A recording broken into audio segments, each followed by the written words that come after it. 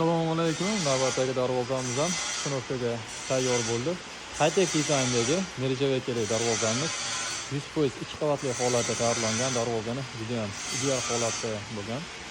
Jo'tlarga mirjavaka qo'yganmiz va bu jo'tda liniya bo'lib mirjavaka tushgan. Hali buni ruchkalari ham bor.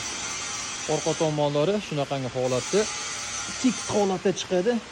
100% 2 qavatli holatda ishlab berilgan darvoza. Jo'tiga ham mirjavakalardan qo'yib berganmiz.